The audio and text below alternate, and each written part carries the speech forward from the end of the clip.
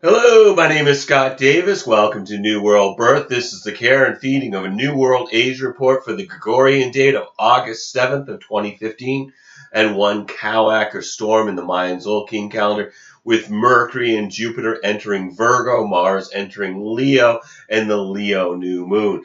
August 7th is one Cauac or storm, and it carries the themes of rain, wind, lightning, giver of life, the cycles of the moon, the feminine, the warmth of the home while inclement weather rages outside, purification, nourishment, compassion, emotions, seeing challenges as blessings, healing through the release of the ego, clouds pregnant with rain followed by a flash of lightning that releases the storm and cleanses the earth to prepare for new consciousness. This 13-day period would be an important time to focus on what is truly important in life and hold loosely to the things that are a distraction to your essence. Allow the waters of the storm Trisenda to wash away false pride and rigid thinking to create fertile ground for the growth of your integrated and authentic self. And before I get into the daily energy for one Cauac or storm, on the 7th, all the planets are appearing to move direct from our perspective here on the Earth, with the exceptions of Venus and Chiron, Uranus, Neptune, and Pluto, which appear to move retrograde or in reverse motion. And remember, the themes of retrograde planets are the review of the past, reevaluate, reminisce, so that we can see these themes being played out. Venus is retrograde, reviews not only our social and romantic relationships, but also what we value. So this is a period where people will assess what they're attracted to, including possessions and wealth. Venus began its retrograde in Virgo, but now has backed into Leo, and that happened back in July 31st. Venus is retrograde. It's a time when people will notice events related to our relationships and or money that shifts our thinking to prepare us for a change that we're going to implement after Venus is direct in September. Often we reconnect with old friends and lovers and repair ailing relationships during Venus retrograde. Chiron retrograde in Pisces is about releasing stuck emotional energy so that we can return to the natural flow of life. Retrograde Chiron has us reviewing our wounds so that they can be released by having the courage to open our hearts to any fear or pain associated with the past. When Chiron is in Pisces, people are willing to sacrifice their individual pain in hopes of finding bliss in universal consciousness. At worst, this can manifest as folks justifying their victimhood as some form of martyrdom. This should be transcendence and surrender without losing ourselves in the experience. And then we've got Uranus retrograde in Aries, and that's going to be until December 26th. So Uranus is seeking to shake the very foundation through the unexpected rebellion of the individual in Aries. Retrograde Uranus in Aries will have people wanting to hurry the process of getting free, to push the river of revolution, whether it's be personal or political. And then Neptune retrograde in Pisces is seeking transcendence through spiritual experiences. So this is a time to use spiritual practices to keep us grounded as we expand our intuition and consciousness. Both Neptune and Pisces, the sign that it rules, tend to be dreamy, imaginative, difficult to nail down due to these qualities of illusion and illumination, often without a way to know which is which. They represent compassion and codependence, selflessness and loss of self, higher purpose and substance abuse. In their inspiration to transcend the material world and experience something beyond words and thoughts. And then we've got Pluto right here, retrograde Pluto retrograde in Capricorn. And Pluto is the planet of transformation through death and rebirth cycle. And so when it's a retrograde, of course, it's again about reviewing the past and releasing anything from the past that's a burden to our new path.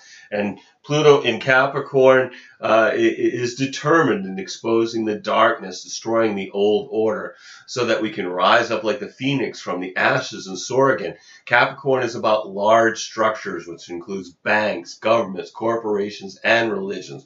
Pluto will be in Capricorn until 2023, where it's destroying and regenerating the structures that are the foundation of our societies, represented by Capricorn. So this is a time of a cosmic course correction for the entire planet. We cannot continue to harm Mother Earth for the economic gain of a few.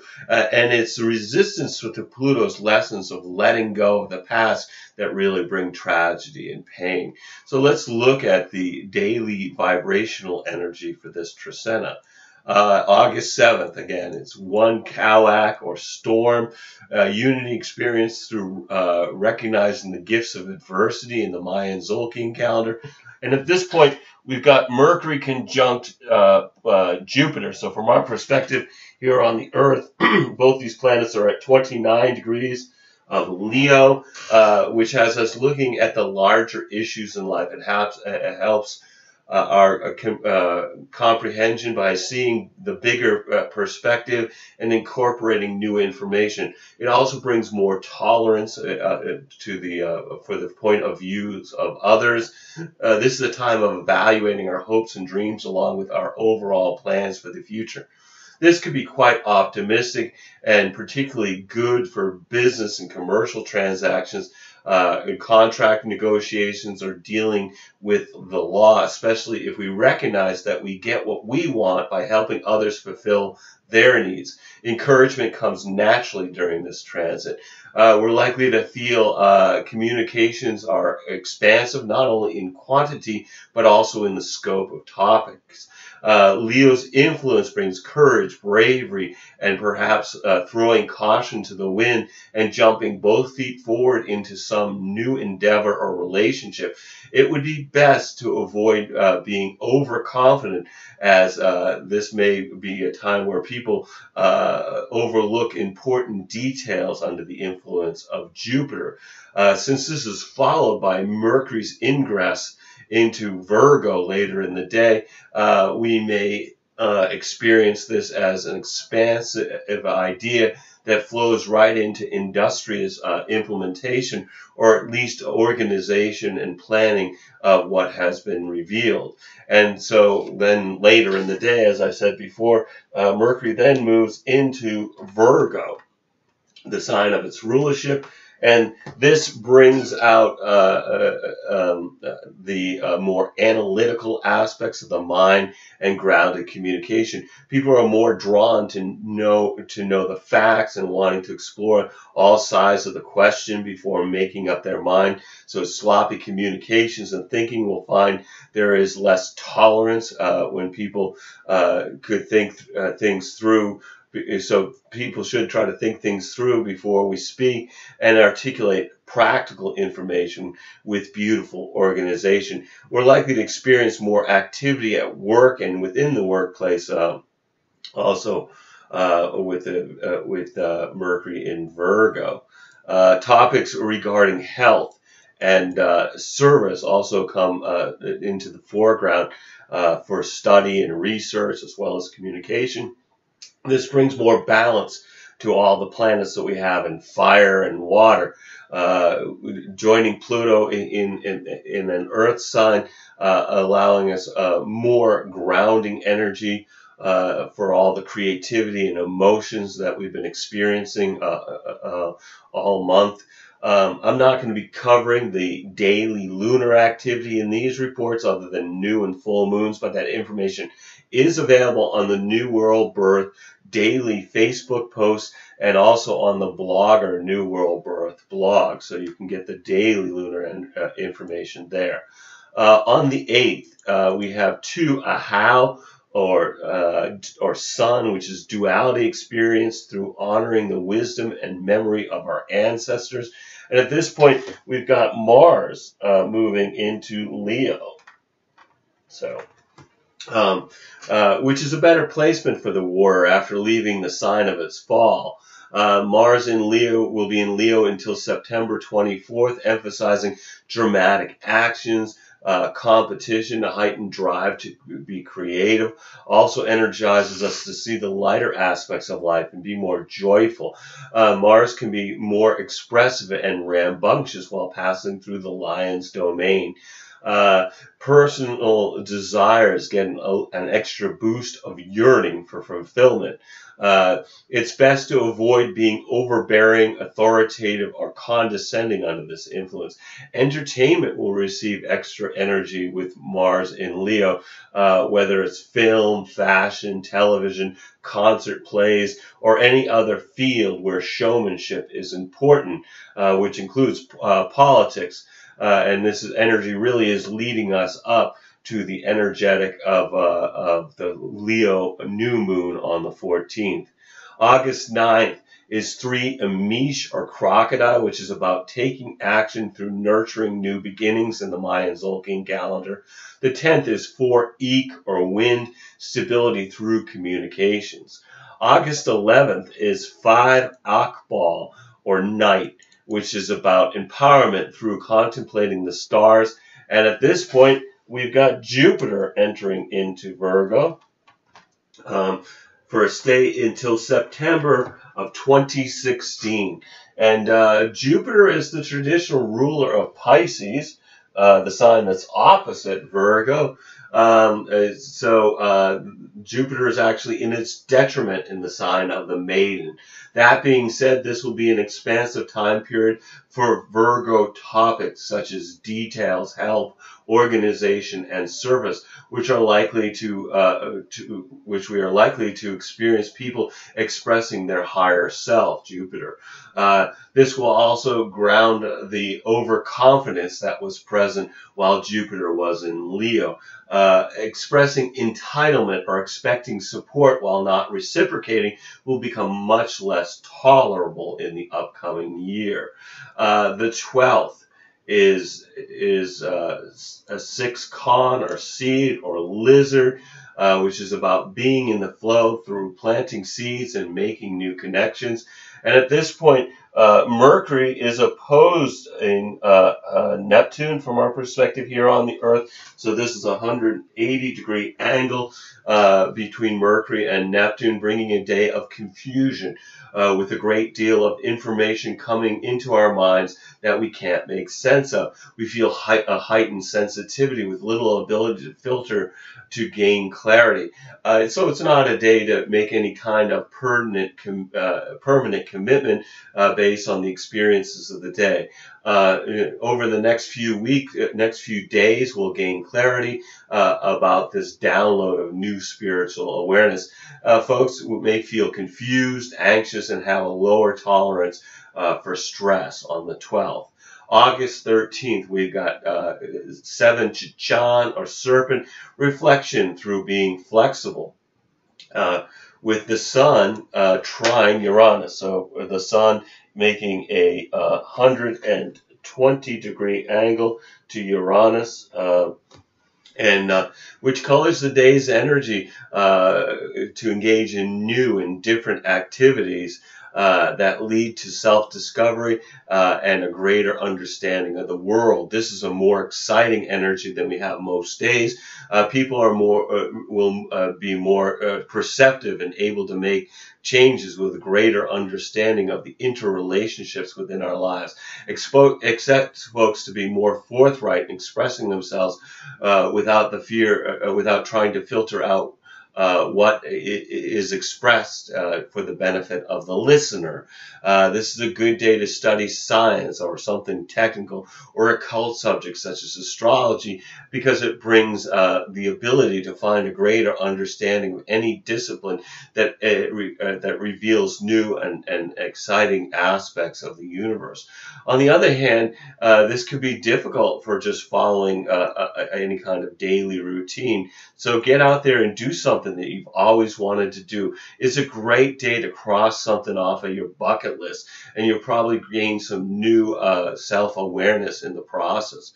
And then on the 14th, we've got 8 Kimi, or transformation, which is about balance through releasing what no longer serves us while we have the Leo new moon. And new moons are a time of new beginnings, and in Leo, it's about shifting and changing of our creativity and having the urge to roar. This brings a surge of new creativity through making different choices, exploring new options, and investigating unrealized desires. The new moon is about exploring the edge because the familiar is no longer preferred. New moons are a time of new beginnings, and in Leo, it's about power, exuberance, and creativity, enthusiasm, and drama, which is ruled by the sun. So new moons bring an opportunity to set an intention for manifestation on the following full moon. So look at the house of your astrology chart that contains 21 degrees, 31 minutes of Leo to consider what area of your life is being activated by this new moon. For me, that would be my third house of communication, immediate environment, self-expression, connection to family, and so it's a day of travel and day-to-day travel. Sorry. So those are the themes. So I might set an intention to use this energy, such as maybe recording the one road Trecena video on that day. That would fulfill Leo's new moon desire for dramatic expression through the third house's role of communication. The moon is also being supported by Uranus as it merges with the sun and Venus and is challenged by Saturn. So the new moon finding support from Uranus could have folks acting on the impulse to engage in activities that make them feel more alive. It brings excitement with the potential for folks to have multidimensional experiences through the unexpected electrical energy of Uranus saying awaken. It also merges with Venus, which feels cheerful, warm, generous, and has folks wanting to go out and socialize, but also opens our hearts to love. Given the potential for insights that are way outside the box, and having a recording device available may be helpful to document these topics of unexpected brainstorms during this day, during the days surrounding the new moon. So a couple days before, a couple days after. Saturn also loosely squares the new moon, which can challenge us to ground this new direction in reality. Without commitment and work, this energy could disappear as quickly as it appeared. And then we've got Mercury trine Pluto in the chart of the lunation, so this empowers thinking and communication to move forward with this new beginning. And then August 15th is 9 Manique, or deer, patience experienced through being of service to others. And at this point, from our perspective here on Earth, the sun is conjunct Venus, so they're at the same degree of Leo.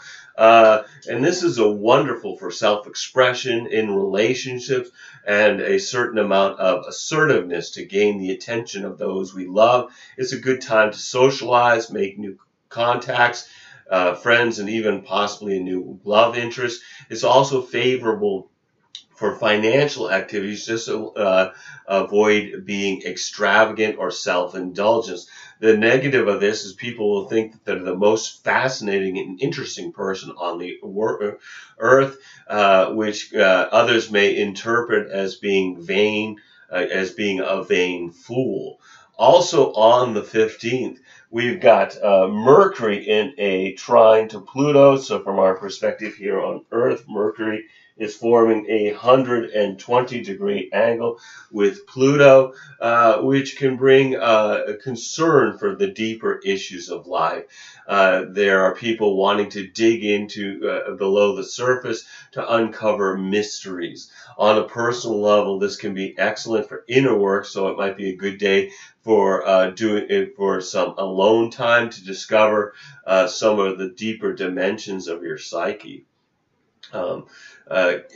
Communications may seem also more serious and profound during this trine between Mercury and Pluto, thoughts will be more focused and gain insights about important developments. The 16th is 10 Lamat or star or rabbit or Venus in the Mayan Zolkin calendar, which is about manifestation through being grateful for abundant relationships. August 17th is 11 Maluk or offering, resolution through appreciating all of creation. The 18th is 12 Auk or dog, understanding through enjoying family and friends in the Mayan Zolkin calendar. And then August 19th is 13 Chuin or monkey, movement to the next stage through creating something new. And at this point, we have Venus in a trine to Uranus. So again, from our perspective here on Earth, this 120-degree angle, which wants social experiences and romantic encounters to be outside of the norm, unusual and surprising. This is a great day to try something out of the ordinary. It's the daily routine will just not kind of cut it. Under this influence, folks are looking to do something stimulating in their social lives and relationships. It's a day where there may be unique encounters and love relationships that begin, and love relationships that begin under this influence are exciting, electric, unstable, and short, but have a strong potential to change our lives. This could also bring unconventional agreements in our relationships, such as agreeing to change from an exclusive coupling to experiment with having other lovers, is one other possibility under Venus trine Uranus. Also, experiencing different types of entertainment are also favored by this transit, by enjoying music, art, or theater that are outside of your normal choices. Venus is retrograde, so this might include revisiting the energetic to break free of limitations in our relationships and restrictive emotional patterns that we became aware of back during the first hit on the 29th of June. So no matter what what energies are affecting you during the one storm Trisena, just take some time to be in the flow of the planet by being in nature and watching a sunrise or a sunset, communing with the stars, being conscious of the moment through introspection, meditation, or just being really aware when you're with somebody you love. Every day is a blessing, no matter what dramas to beckon to distract us. I believe we're all giving the performance of our lifetime on the world stage. Just remember to observe the play as well as act your part by remembering you're a spiritual being who's having a human experience.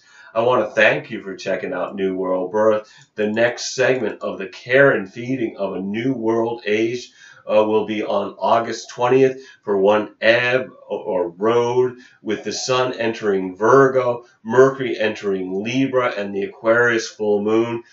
You can check us out on Facebook, YouTube, or the Mayan Magics website, as there's New World Birth presences in all of those places. And I encourage you to share this information as videos or as text as widely as you choose. And as always, I invite you to contact me at newworldbirth@yahoo.com if you have any questions or wish to schedule a reading. And I am providing readings and do wish to make this available to the greatest amount of folks. So there are 3 different possibilities with 3 different levels of compensation. So if you've been thinking about getting a reading, please contact me. I would love to provide you a reading during these uncertain times. You'll need to be able to either call me in Maine in the USA, or we can connect with Skype to receive your reading. We're also accepting donations to keep these reports freely available, and you can make a donation by contacting me at newworldbirth@yahoo.com, and I will let you know how to do that. As always, I'm blessed that you've taken the time to connect with my passion for these ancient mysteries and their application to our journey during this incarnation. The light in me honors the light in you. Namaste and Lakesh. And I look forward to connecting with you in the next update of the care and feeding of a new world age. Peace, everybody.